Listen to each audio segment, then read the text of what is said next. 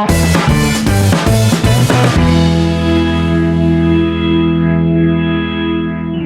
and welcome students and welcome once again to this chapter।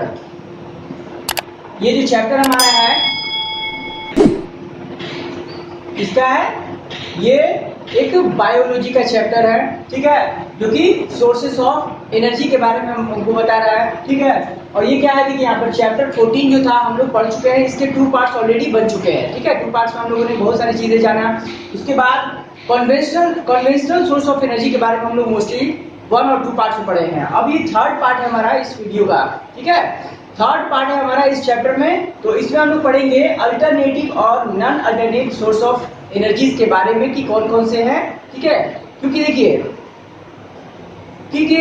क्या है कि people's को यानी ह्यूमन बींग्स को अनदर सोर्स ऑफ एनर्जी की जरूरत पड़ी, ठीक है। क्योंकि जो कन्वेंशनल जो थे हमारे यानी पारंपरिक जो थे हमारे source of energy, conventional source of energy, वो तो लिमिटेड एडिशन में अवेलेबल होने की वजह से क्या है कि उनको हम लोग कंजर्व करना पड़ेगा, क्योंकि वो खत्म हो जाएंगे, है ना, शॉर्टेज हो जाएंगे। इसीलिए लार्ज नंबर ऑफ एनर्जी की नीड्स जो है वो पूरी हो सकती है ह्यूमन बीइंग की अल्टरनेटिव या अनदर कोई सोर्स, अल्टरनेटिव सोर्स खोजना पड़ेगा, जिसकी वजह से क्या होगा कि जो हमारी नीड्स है एनर्जी की जो वो बढ़ती जा रही है, इंक्रीजिंग होती जा रही है, उसको पूरा करने के लिए, इसको फुलफिल करने के लिए अल्टरनेटिव या फिर non conventional source of energy कुछ खोजना पड़ेगा टेक्नोलॉजी के हेल्प से, जो कि इंसानों ने उसको खोज लिया है, ठीक है ना, उस तरह से खोज लिया है और ये काफी ज्यादा हेल्पफुल है हमारे लिए, ठीक है। और ये लाइफ को इजी बनाने में बहुत ज्यादा हेल्पफुल है। तो उसमें से ही है फर्स्ट हमारा सोलर एनर्जी। देखिए सोलर एनर्जी जो है ये क्या है, ये किससे मिलता है, सनलाइट से, है ना। सोलर मीन्स यहाँ पर देखिए इसका इंडिकेट कर रहा है कि सनलाइट से, और सन क्या है, एक आपका रिन्यूएबल सोर्स है। सनलाइट जो है, सन एनर्जी जो मिलता है, सोलर एनर्जी एक रिन्यूएबल, सबसे इसका अहम बात है जो है वो अच्छी बात है, वो रिन्यूएबल सोर्स ऑफ एनर्जी है। क्योंकि रिन्यूएबल जो है जो इजिली रिन्यू हो जाता है तो उसका कोई लिमिटेशन नहीं है। देखिए यहाँ पर हम लोग इसको देख सकते हैं, सन के बारे में कुछ दिया हुआ है कि the sun has been radiating an enormous amount of energy at the present rate for nearly 5 billion years and will continue radiating at that rate for 5 billion years more। देखिए ये अभी जो चल रहा है, अभी के टाइम से 5 बिलियन ईयर पहले से वो क्या हो रहा है कि सन जो है रेडिएटिंग हो रहा है। सन जो सोलर एनर्जी जो हम लोग को प्रोवाइड कर रहा है, और ये आने वाले जिस रेट से ये चल रहा है, इसी रेट से ये आने वाले अनदर 5 बिलियन ईयर तक ये रेडिएटिंग करता रहेगा, इसी तरह से कंटिन्यू। तो ये बहुत ज्यादा ये खुशी की बात है इस तरह से, क्योंकि सनलाइट जो है वो रिन्यू हो जाता है। ये बहुत काफी लंबे समय से रेडिएटिंग हो रहा है और काफी लंबे समय तक ये जाएगा इसी तरह से कंटिन्यू रेडिएटिंग होते हुए, ठीक है। तो इस चीज का, इसके एनर्जी का यूज हम लोग अपने एनर्जी के, अपने वर्क के लिए एनर्जी को, सोलर एनर्जी को इलेक्ट्रिक एनर्जी में कन्वर्ट करके हम लोग इसको यूज कर सकते हैं। उसके लिए टेक्नोलॉजी की हेल्प लेनी पड़ती है, टेक्नोलॉजी के हेल्प से हो पाए, ये संभव हो पाएगा, ठीक है। तो देखिए यहाँ पर क्या होता है कि सोलर एनर्जी जो है वो एक तो आपको रिन्यूएबल सोर्स ऑफ एनर्जी है, तो इसका यूज करके जो है नॉन कन्वेंशनल या फिर अल्टरनेटिव सोर्स ऑफ एनर्जी बनाया गया है।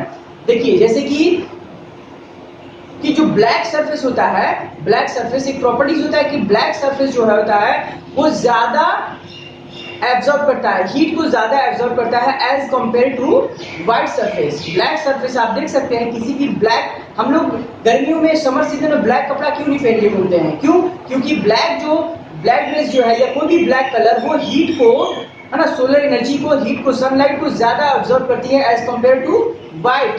इसीलिए समर सीजन में हम लोग व्हाइट कपड़े पहनते हैं ज्यादातर मोस्टली, ठीक है ना। इसीलिए क्यों, क्योंकि ये प्रॉपर्टीज होती है कलर्स की कि ब्लैक जो कलर होता है वो ज्यादा हीट को एब्जॉर्ब करता है एज कंपेयर टू व्हाइट, है ना, व्हाइट सरफेस। इसी प्रॉपर्टीज का यूज करके सोलर कुकर और सोलर वाटर हीटर भी बनाया जाता है। सोलर कुकर में क्या होता है कि ब्लैक सरफेस में बनाया जाता है, नीचे कुकर का सरफेस जो होता है ब्लैक बनाया जाता है, और उसमें मिरर का यूज किया जाता है ताकि उसमें क्या होता है, रिफ्लेक्ट होता है, जो सनलाइट है, सोलर एनर्जी है, वो रिफ्लेक्ट होकर के कुकर में जाएगा, ठीक है। और ग्लास स्लैब वहां पर लगाया जाता है, ग्लास स्लैब लगा रहता है, जिससे क्या होता है कि वो ब्लैक सरफेस अंदर में लाइट जाता है, वो ब्लैक सरफेस को पूरा हीट कर देता है, जिसकी वजह से क्या होता है कि वो जो अंदर में जो उसके जो बॉक्स जो ब्लैक बॉक्स है उसमें जो ग्लास स्लैब से वो ढका हुआ है उसके अंदर जो भी फूड आइटम रखा है वो पक जाएगा इजीली, ठीक है ना। तो इस तरीके से, या फिर वाटर हीटर का भी इस्तेमाल इसी तरीके से किया जाता है, इसी प्रॉपर्टी का यूज करके कि ब्लैक सरफेस जो होता है वो आपको ज्यादा हीट एब्जॉर्ब करता है as compare to white surface या अदर कलर्स, ठीक है। तो यही चीज है। अब देखिए दूसरा चीज है जो सोलर एनर्जी से बनाया जाएगा वो बहुत ही ज्यादा इंपॉर्टेंट है, वो है सोलर पैनल, ठीक है। सोलर पैनल जो कि इलेक्ट्रिसिटी कन्वर्ट करता है, सोलर एनर्जी को इलेक्ट्रिक एनर्जी में कन्वर्ट करता है। सौर सेल है ना, सोलर सेल। अब देखिए सोलर सेल जो होता है, एक तो आपका देखिए सोलर सेल्स के बारे में हम लोग समझते हैं। ये सोलर सेल्स जो होते हैं, देखिए typical solar cell develops a voltage 0.5 to 1 volt and can produce about 0.7 watt of electricity.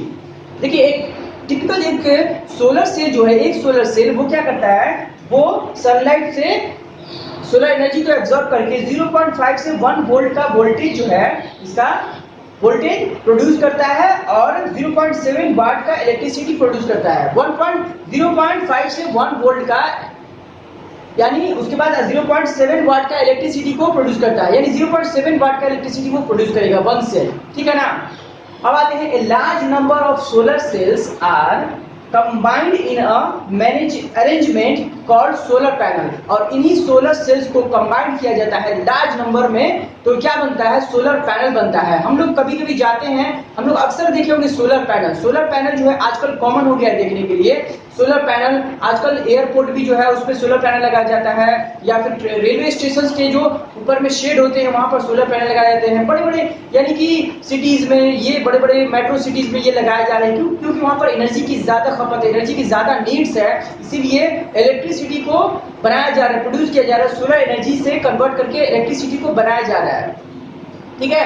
ये सोलर एनर्जी बनता कैसे है, देखिए इसमें क्या किस टेक्नोलॉजी का यूज होता है इसके बारे में हम लोग थोड़ा बहुत जान सकते हैं यहाँ पर, ठीक है। जानेंगे इसके बारे में कि सोलर एनर्जी एक्चुअली बनता कैसे, सोलर एनर्जी से इलेक्ट्रिसिटी कैसे बनाया जाता है, ये हम लोग जानेंगे।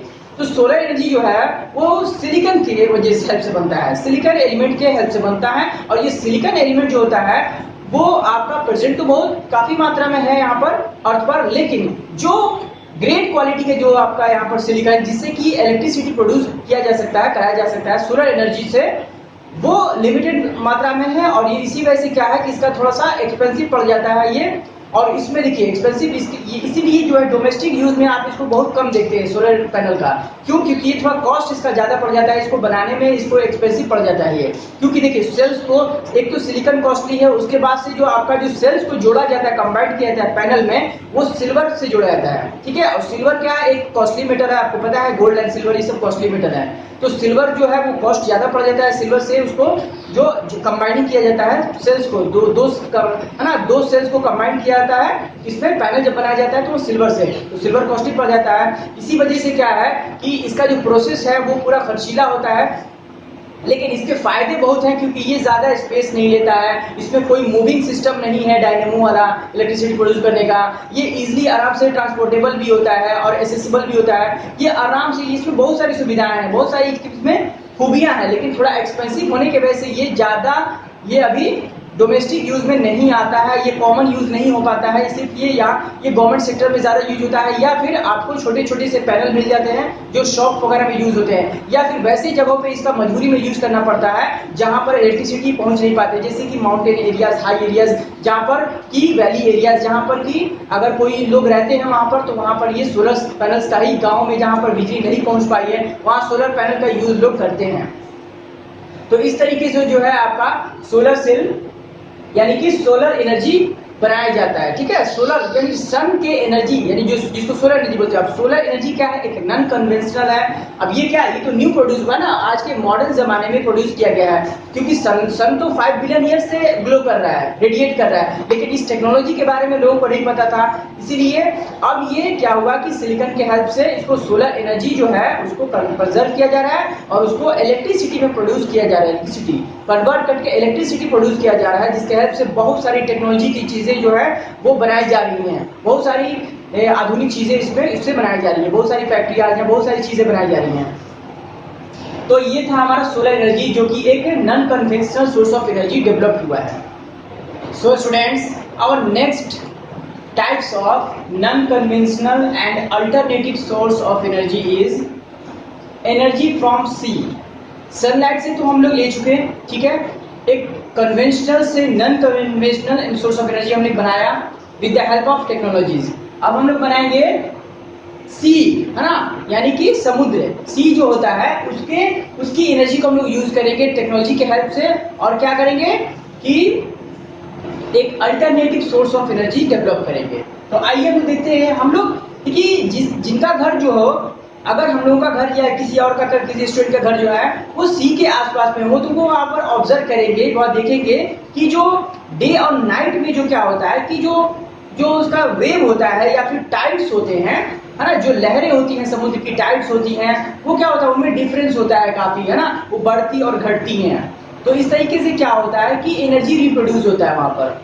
देखिए यहाँ पर फर्स्ट हमारा है, देखिए टाइडल एनर्जी से टाइडल एनर्जी यूज किया जाता है, टाइडल एनर्जी बनाया जाता है। दूसरा वेव एनर्जी को कन्वर्ट किया जाता है इलेक्ट्रिसिटी एनर्जी में। उसके बाद ओशन थर्मल एनर्जी का तीन तरीके से इस तरह से सी जो है एनर्जी फ्रॉम सी जो है उससे तीन तरह की एनर्जी से कन्वर्ट किया जाएगा इलेक्ट्रिसिटी में। ये कैसे हम लोग देखेंगे अभी वन बाय वन।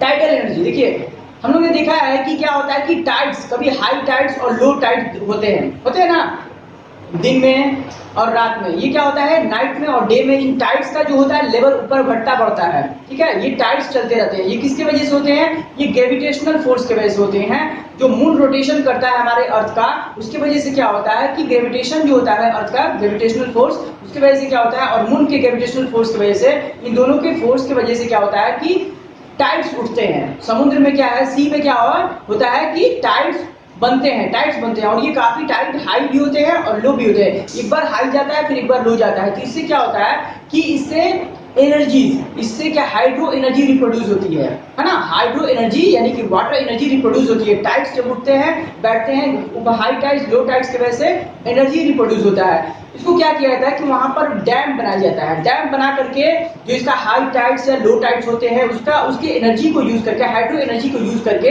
वहां पर क्या किया जाता है, टरबाइन लगाया जाता है। टरबाइन को वहां पर प्लांट बैठाया जाता है वहां पर बांध बना करके, ताकि टरबाइन को घुमाया जा सके। टाइडल एनर्जी का यूज करके, ये टाइडल एनर्जी जो टाइड्स उठ रहे हैं हाई टाइड और लो टाइड, उस टाइडल एनर्जी का यूज करके टरबाइन को घुमाया जाता है। टरबाइन घूमता है इस टाइडल एनर्जी से, जिससे क्या होता है कि इलेक्ट्रिसिटी प्रोड्यूस होता है, ठीक है। यानी कि हाइड्रो एनर्जी से, यहाँ पर किससे, टाइडल एनर्जी, जो टाइडल एनर्जी टाइड्स के द्वारा जो बन रहा है, उस टाइडल एनर्जी का यूज करके टरबाइन को घुमा करके यानी मैकेनिकल क्या है इसमें, आपको मैकेनिकल एनर्जी जो है वो इसमें किसमें कन्वर्ट हो जा रहा है, वो कन्वर्ट हो जा रहा है इलेक्ट्रिकल एनर्जी में कन्वर्ट किया जा रहा है। उसी तरह से सिमिलरली वेव एनर्जी का भी यूज किया जाता है। जिस तरीके से आपका टाइडल एनर्जी का होता है उस तरह से वेव एनर्जी का भी। आप देखे होंगे कि वेव चलते हैं ना, कभी क्या होते हैं कि स्ट्रॉन्ग वेव चलते हैं। सी के पास क्या होते हैं, जब टाइड्स उठते हैं तो वहां पर स्ट्रॉन्ग वेव्स भी बहुत ज्यादा बनते हैं, है ना। स्ट्रॉन्ग वेव बनने की वजह से क्या होता है कि उस स्ट्रॉन्ग वेव को सी के पास में सी शोर उठता है। सी शोर आप देखे होंगे, जो हाई सी शोर उठता है, हवाएं चलती हैं, उसमें क्या होता है कि वहां पर ऐसे इंस्ट्रूमेंट लगाए जाते हैं जो कि इस स्ट्रॉन्ग वेव एनर्जी को कंजर्व कर सके, इसको एब्जॉर्ब कर सके, और एब्जॉर्ब करके वहां पर उस एनर्जी को क्या करेंगे कि वो टरबाइन को घुमाने के लिए यूज किया जाता है। उसी एनर्जी को, वेव एनर्जी को स्टोर कर लिया जाता है, वहां पर इंस्ट्रूमेंट लगाए जाते हैं वैसे जो इसकी एनर्जी को स्टोर कर लेता है और टरबाइन को घुमाता है। जब टरबाइन को घुमाता है तो क्या होता है कि इलेक्ट्रिसिटी प्रोड्यूस होता है, ठीक है। इलेक्ट्रिसिटी प्रोड्यूस होता है और उसको जनरेटर में स्टोर किया जाता है। तो इस तरीके से उसके बाद आता है ओशन थर्मल एनर्जी। देखिए ओशन थर्मल एनर्जी जो होता है, ये सब चीज हम देखिए इसके बारे में। ओशन थर्मल एनर्जी क्या होता है, ocean thermal energy plant can operate in the temperature difference. देखिए ओशन थर्मल एनर्जी क्या होता है, आप देखे होंगे कि जो ऊपर सरफेस का जो होता है, सी का जो ऊपर सरफेस का जो टेम्परेचर होता है वो ज्यादा होता है as compare to lower depth में जो होता है वो टेम्परेचर बहुत कम होता है। और हाई में क्या होता है कि सनलाइट के हीट के वजह से क्या होता है कि टेम्परेचर ज्यादा पाया जाता है।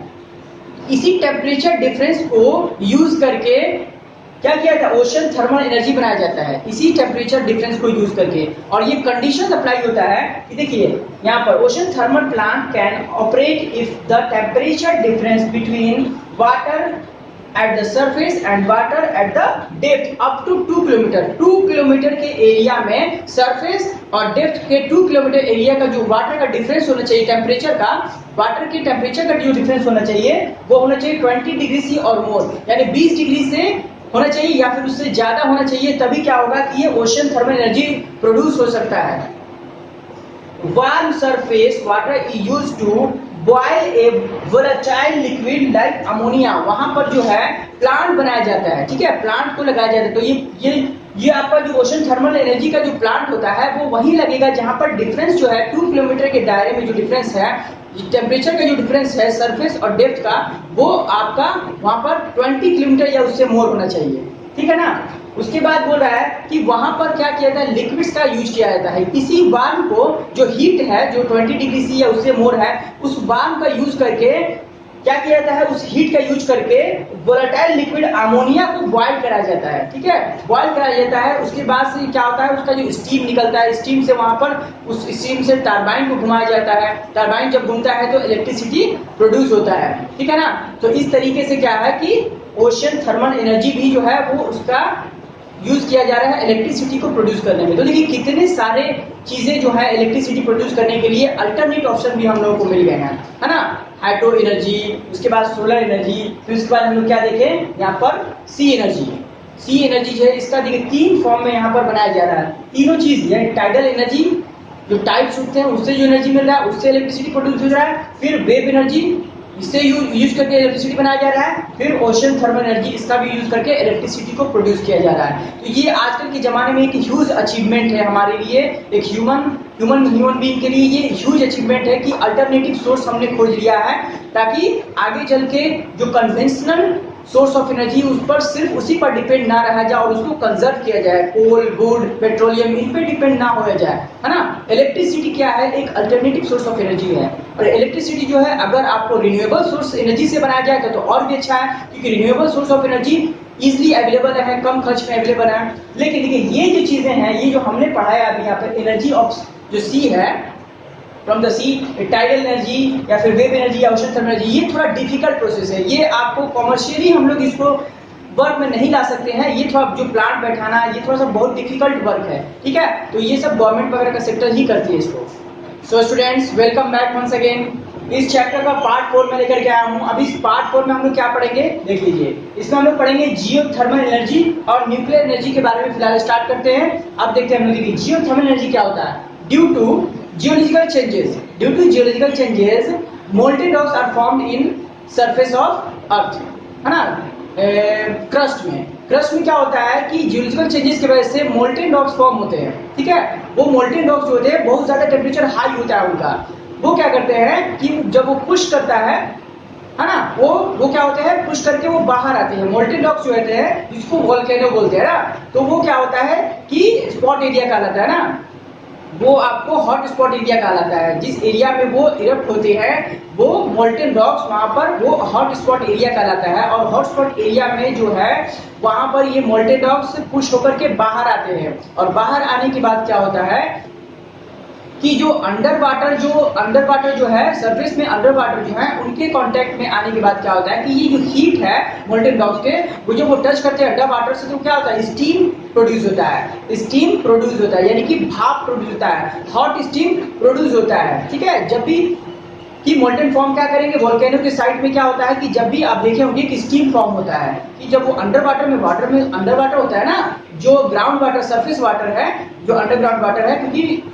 सरफेस के नीचे भी वाटर है, तो वहां से क्या होगा कि जब वोल्केनो जब निकलेगा इरप्ट करेगा, क्योंकि वो क्रस्ट में होता है और क्रस्ट बहुत डेप्थ में होता है, वहां से वो पुश होकर के वोल्केनो के फॉर्म में ऊपर आएगा तो अंडर वाटर के टच में भी आएगा। जब वो अंडर वाटर के टच में आएगा तो वहां पर जब भी कोई हीट आप देखते हैं वाटर से टच करता है तो स्टीम प्रोड्यूस करता है, हॉट स्टीम। तो वहां पर भी हॉट स्टीम प्रोड्यूस होगा और उसी हॉट स्टीम का यूज करके आपको इलेक्ट्रिसिटी प्रोड्यूस किया जाता है। कैसे देखिए, वहां उस एरिया में हॉट स्पॉट एरिया में प्लांट बैठा जाता है, ठीक है, प्लांट बैठा जाता है इलेक्ट्रिसिटी प्रोड्यूस करने के लिए। तो वहां पर क्या किया जाता है पाइप के थ्रू जहां पर वो रॉक्स के बीच में जहां वो क्रैक्स होकर के वहां पर फट रहे हैं वहां पर पाइप्स को लगाया जाता है, पाइप्स को फिट किया जाता है ताकि उसके स्टीम को वो एब्जॉर्ब कर ले। स्टीम को वहां से ला करके टरबाइन के पास वहां पर लाया जाता है।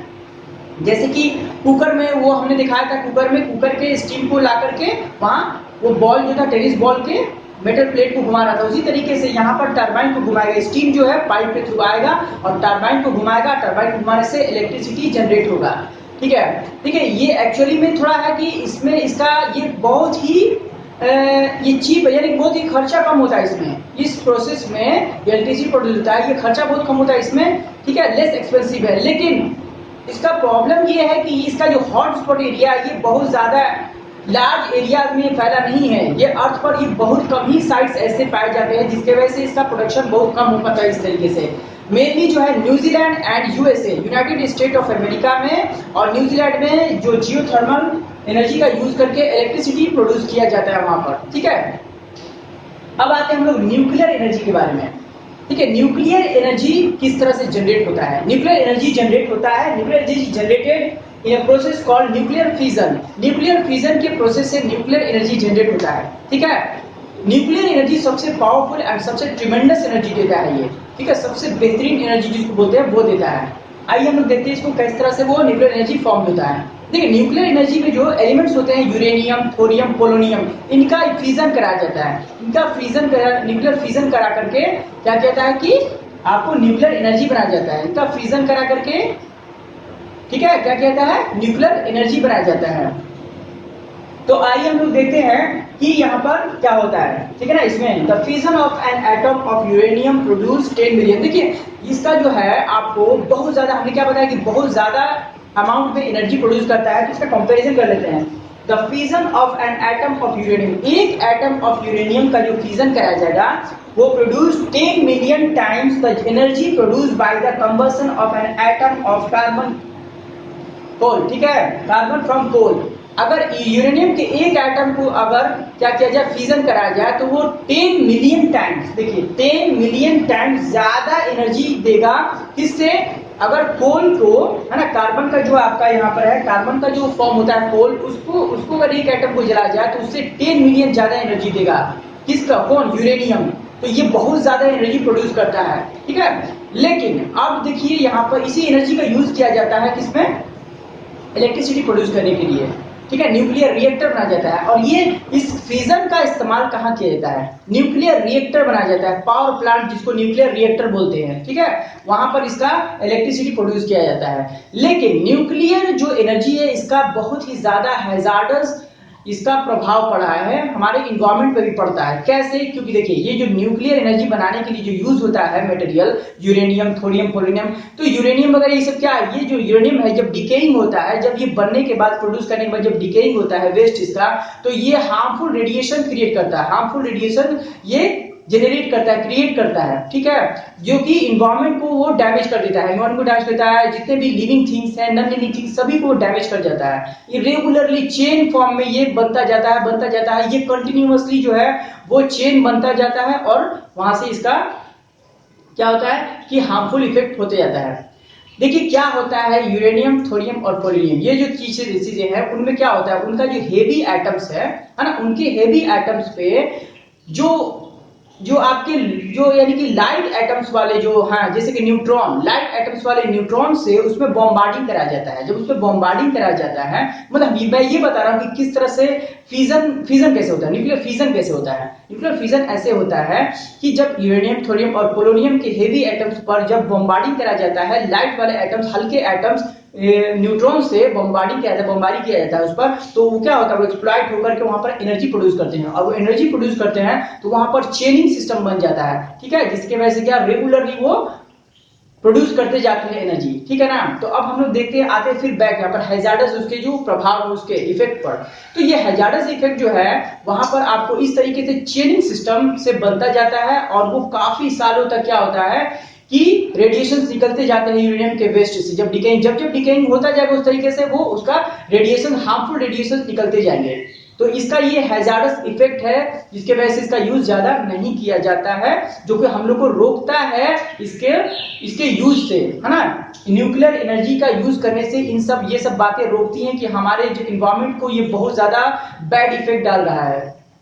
ठीक है, अब आते हैं हम लोग यहाँ पर देखेंगे कि देखिए ये सबसे पहले इसका जो यूज होता था जब ये न्यूक्लियर फिजन जो बना, न्यूक्लियर एनर्जी का यूज सबसे पहले एक्सप्लॉयटेशन के लिए है ना किया गया था, यानी कि वॉर में, इसका वॉर में यूज किया गया था। आपने सुना होगा कि न्यूक्लियर बॉम्ब अमेरिका ने जापान की हिरोशिमा नागासाकी में गिराया था, जो कि आज तक वहां पर रेडिएशन निकलते हैं, क्योंकि वहां पर क्या होता है कि चेनिंग सिस्टम वो कंट्रोल्ड नहीं होता है। जो न्यूक्लियर फिजन था उस समय वॉर के लिए यूज हो रहा था, वो कंट्रोल्ड फिजन नहीं होता था, यानी कि वो कंट्रोल नहीं किया जा सकता। वो रेगुलरली यूरेनियम जो है, पोलोनियम है जो यूज हुआ था उसमें मटेरियल, वो अपना रिएक्शंस करता जा रहा है, रेडिएशन निकलता जा रहा है। आज भी जो जापान के हिरोशिमा नागासाकी में रेडिएशंस मौजूद होते हैं, वहां रेडिएशन निकलते हैं, ठीक है। तो ये बहुत ज्यादा बैड इफेक्ट है इसका। तो पहले इसको वॉर के लिए, न्यूक्लियर एनर्जी का इस्तेमाल वॉर के लिए किया गया था, बैड पर्पस के लिए किया था, लेकिन इसको बाद में इसका टेक्नोलॉजी डेवलप हुआ तो इसको कंट्रोल्ड किया गया, जो न्यूक्लियर फिजन को कंट्रोल्ड बनाया गया, जिससे कि इसके जब जब चाहे इसको कंट्रोल किया जा सके, इसके रेडिएशन को स्टॉप किया जा सके निकलने से। तो फिर क्या हुआ कि इसको इलेक्ट्रिसिटी प्रोड्यूस करने के लिए न्यूक्लियर रिएक्टर बनाया गया। न्यूक्लियर रिएक्टर में इसका फिर यूज किया गया, और वहां पर न्यूक्लियर रिएक्टर में क्या होता है कि ये कंट्रोल्ड होता है, वो वॉर वाला नहीं, जैसे कि न्यूक्लियर एटॉमिक बम बन रहा था उसमें तो अनकंट्रोल्ड होता है ना, लेकिन यहाँ पर कंट्रोल्ड होता है कि जब इसको चाहे न्यूक्लियर रिएक्टर को डिस्ट्रॉय किया जा सकता है, इसके रेडिएशन को डिस्ट्रॉय किया जा सकता है, वो नहीं निकलेगा। तो ये था हमारा न्यूक्लियर एनर्जी। तो न्यूक्लियर एनर्जी जो बहुत ज्यादा अमाउंट में एनर्जी देती है, लेकिन इसको रोकता है ये इसके जो बैड इफेक्ट है वही हम लोग को रोकता है कि इस एनर्जी का हम लोग ज्यादा यूज ना करें, न्यूक्लियर एनर्जी का ज्यादा यूज ना करें। क्यों? क्योंकि अगर इसके स्टोरेज भी काफी, स्टोरेज इसके मैनेजमेंट ये बहुत ज्यादा रिस्की हैं, इसको स्टोरेज सही से नहीं किया जा सकता है, इसको है ना। और यूरेनियम के अवेलेबिलिटी पर भी डिपेंड करता है, क्योंकि यूरेनियम जो है वो बहुत ही लेस मात्रा में, यानी बहुत ही लिस्ट अमाउंट में अवेलेबल है हमारे अर्थ पर, और यूरेनियम इसीलिए यूरेनियम बहुत ज्यादा कॉस्टली मिलता है। तो लिस्ट अवेलेबिलिटी होने की वजह से क्या है कि इसका न्यूक्लियर एनर्जी का यूज बहुत ही कम होता है। हमारी इंडिया में भी होता है, ऐसा नहीं है कि होता है, लगभग कंट्री में कुछ कुछ होता है, लेकिन हाँ उतना ज्यादा नहीं होता है जितना कि अगर थर्मल एनर्जी का यूज होता है या फिर आपको सोलर एनर्जी का यूज होता है, उतना नहीं, क्योंकि इसकी हैजार्डस इफेक्ट की वजह से इसका, और list availability of uranium, polonium, thorium की वजह से क्या होता है कि इसका इस्तेमाल कम किया जाता है, ठीक है ना। लेकिन ये एनर्जी बहुत ज्यादा प्रोड्यूस करता है। तो न्यूक्लियर रिएक्टर के फॉर्म में न्यूक्लियर फिजन कराया जाता है। न्यूक्लियर रिएक्टर प्लांट होता है, प्लांट का नाम है न्यूक्लियर रिएक्टर, वहां पर न्यूक्लियर फिजन ऑफ यूरेनियम करा करके क्या किया जाता है, एनर्जी प्रोड्यूस किया जाता है, जिसको न्यूक्लियर एनर्जी कहा जाता है। So students, our next point is environmental consequence. So various types of sources of energy के बारे में हम लोग यहाँ पर इस चैप्टर में डिस्कस किए हैं, ठीक है, जो कि कन्वेंशनल एंड नॉन कन्वेंशनल दोनों टाइप्स के हम लोग यहाँ पर स्टडी किए हैं सोर्सेस ऑफ एनर्जी के।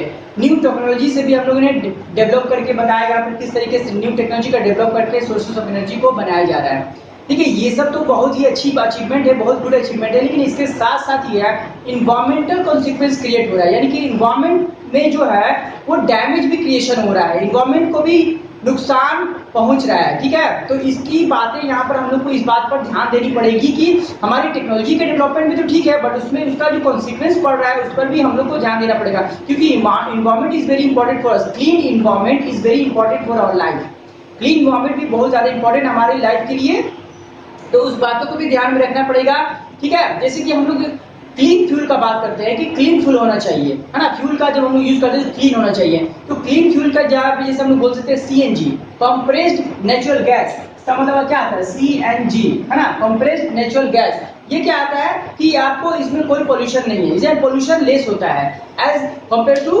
Petrol, diesel, kerosene. इसकी जगह पे अगर सीएनजी का इस्तेमाल किया जाए अगर व्हीकल्स में, तो क्या होगा कि यहाँ पर ये क्लीन फ्यूल कहा जाएगा इसका, ठीक है। या फिर हम लोगों को ये सोलर सेल का अगर इस्तेमाल किया जाए, सोलर, है ना, सोलर सेल या सोलर पैनल का हम लोग इस्तेमाल करें तो क्या होगा, वहां पर उसमें कोई भी पॉल्यूशन क्रिएट नहीं होगा, कोई पॉल्यूशन क्रिएट होगा, किसी तरह का कोई पॉल्यूशन क्रिएट नहीं होगा, तो क्या होगा कि इन्वायरमेंट जो है वो सेफ रहेगा हमारे लिए, ठीक है ना। तो हम लोग को ज्यादातर इस तरह की कोशिश करनी है कि हम लोग को कि जो क्लीन फ्यूल है उसका यूज करें और इन्वायरमेंट में कोई किसी तरह का डैमेज ना पहुंचे इन्वायरमेंट को, उसको ध्यान में रखते हुए जो भी एक्सप्लॉयटेशन कर रहे हैं उसका कॉन्सिक्वेंस पर भी ध्यान देना पड़ेगा कि किस तरह से वो नुकसान पहुंचा रहा है हमारी इन्वायरमेंट को, तो उसको एक अलार्मिंग रेट से नीचे रखना पड़ेगा, तभी क्या होगा कि इस कॉन्सिक्वेंस से बचा जा सकता है।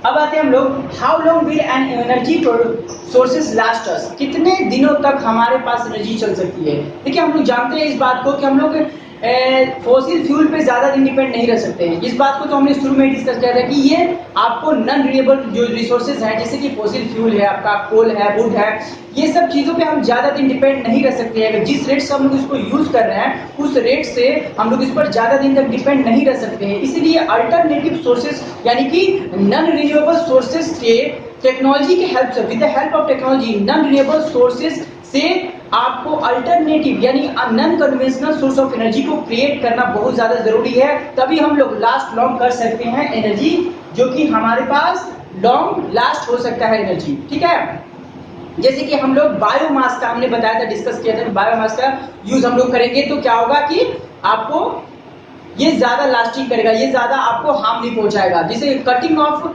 वुड, कटिंग ऑफ ट्री जो है, कटिंग ऑफ प्लांट से बचा जा सकता है। अगर बायोमास के उसके जगह पे यूज किया जाए तो क्या होगा, कुकिंग के लिए अगर बायोमास का या फिर किसी अदर पर्पस के लिए बायोमास का यूज किया जाए तो कटिंग ऑफ ट्री से बचा जा सकता है। ठीक है, सोलर एनर्जी का यूज किया जाए या फिर अदर जो आपको जो इजिली रिन्यूएबल है, इजिली रिन्यूएबल जो रिसोर्सेज है, जैसे हाइड्रो एनर्जी है आपको या फिर सोलर एनर्जी है, इन सब का हम लोग यूज करेंगे तो क्या होगा कि ये ज्यादातर लॉन्ग लास्टिंग होगा। क्योंकि जो आपका नॉन रिन्यूएबल है जैसे कोल, फॉसिल फ्यूल, ये सब क्या है, ये इनको कंजर्वेशन मिल जाएगा, ये कंजर्व हो जाएंगे इजिली। और जो नॉन रिन्यूएबल सोर्स ऑफ, ये रिन्यूएबल सोर्स ऑफ एनर्जी है जैसे कि सोलर एनर्जी, विंड एनर्जी, उसके बाद आपको हाइड्रो एनर्जी, बायोमास, ये सब क्या है, ये सब आपको easily renewable source of energy है। इनके यूज करने से क्या होगा कि हमारा जो एनर्जी है, सोर्स ऑफ एनर्जी, ये लॉन्ग लास्टिंग कर सकता है हमारे अर्थ पर। ठीक है, तो हम लोग को चाहिए ज्यादातर कि हम लोग नॉन रिन्यूएबल जो सोर्सेज हैं उनका यूज कम करें और रिन्यूएबल सोर्स ऑफ एनर्जी है उनका यूज हम लोग ज्यादा कर दें अगर,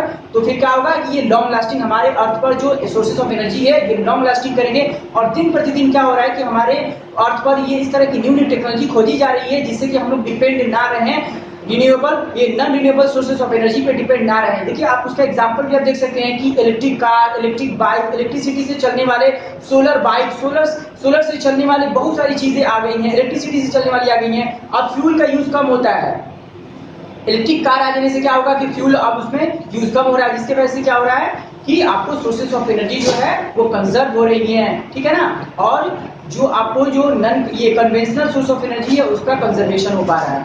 तो स्टूडेंट्स, तो हमने इस चैप्टर में क्या पढ़ा, सोर्सेज ऑफ एनर्जी, उसके बारे में different types of conventional and non conventional source of energy के बारे में हम डिस्कस किए हैं। उसके बाद इसके कॉन्सिक्वेंस के बारे में हम लोग पढ़े हैं and how long will an energy resources last us, इसके बारे में हम लोग पढ़ लिए कि किस तरह से लॉन्ग लास्टिंग करेगा एनर्जी हमारे अर्थ पर। सो आई होप आपको ये जितने 4 पार्ट्स में हमने पढ़ाया है इस वीडियो को, ये 4 पार्ट जो हमने पढ़ाया है वो आपको क्लियर हो चुके होंगे। Okay, thank you for watching this video, have a nice day.